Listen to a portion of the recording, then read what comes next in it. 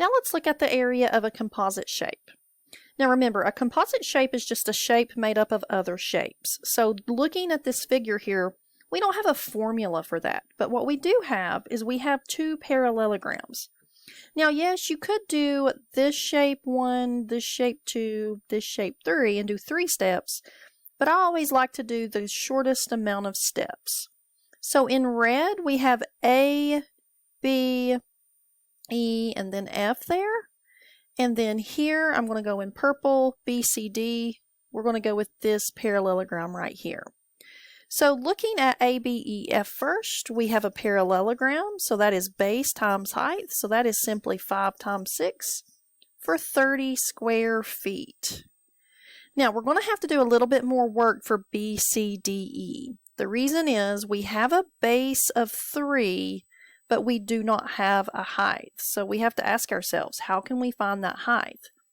Well, we have a right triangle, and if this is 6 and this is 5, then this 5 is also 5 over here by properties of parallelograms. So now I have a base 3 and a hypotenuse of 5. Well, you should recognize that that is a 3, 4, 5 triangle. That's a Pythagorean triple. So now I know that the height is 4. I can now find the area of the parallelogram. So base times height equals 12 square feet. And now total area, we put these two together. So we have 42 square feet. If you would have broken it up into 3 pieces, you would have had a 30, a 6, and a 6 to put together for 42. Now, question 3 says, use the coordinates to find the area of the composite shape. Now, the composite shape that you should be seeing is kind of like a house. Here is the quadrilateral, and then on top of that is the triangle. So it kind of looks like a house. So again, we have to break it up. So the way that we're going to break it up is we're going to first find the area of A, B, E. Now, this is on a coordinate plane, so we have to figure out our base and our height by ourselves. So if we count straight across here, we're going to count that that is 5, and we're going to count that this is 5. Okay, and we have a right angle right there. So we're dealing with an isosceles right triangle. So the area of this triangle is going to be 1/2 the base times the height. So that is going to be 1/2 of 25. So that is going to be 12.5 units squared. Now, below that we have DEBC, which is just a rectangle.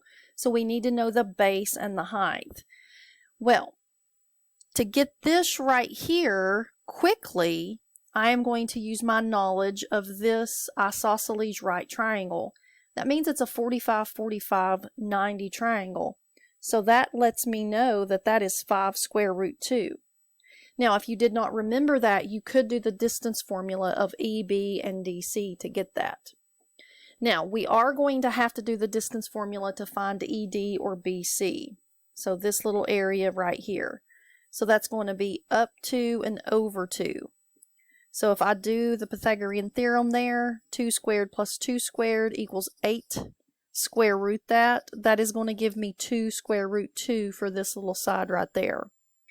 So the area of this rectangle is simply going to be 2 square root 2 times 5 square root 2.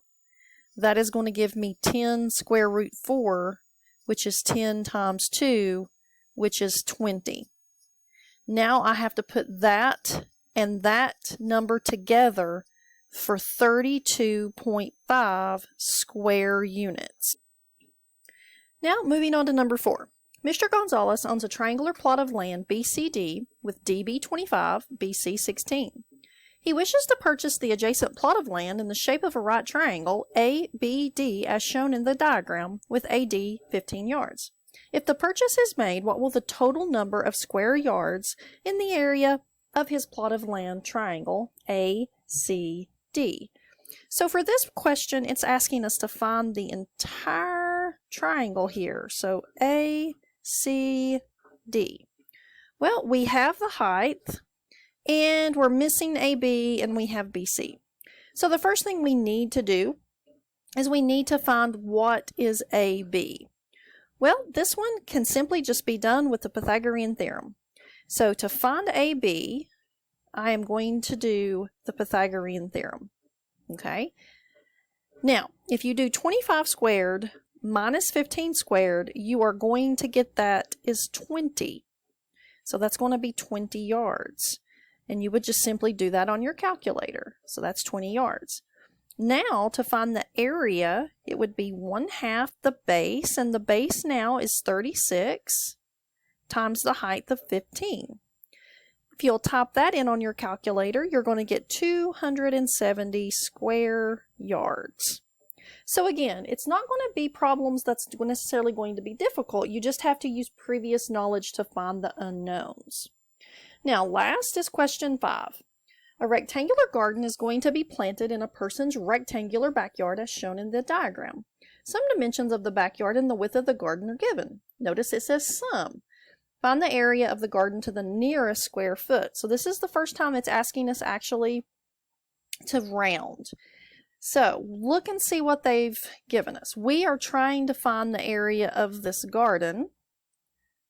So here is the garden. We have this side. We really need to know this side right here. Well, they've given us enough information, I think, for us to accomplish that.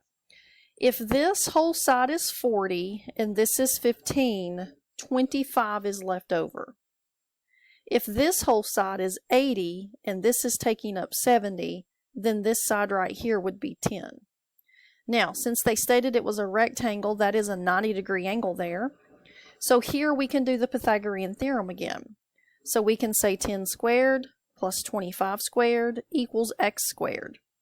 So this is going to be 100 plus 625. So this is going to be 725 equals x squared. X is going to be the square root of 725. Since they are asking us to round it, I am not going to type that in yet. I'm just going to leave it like that. So now the area of the garden will be base times height, or L times W. So 6 times the square root of 725. Type that in on the calculator, and that's going to be approximately 161.6. And then we're going to round that for 162 square feet for the area of our garden.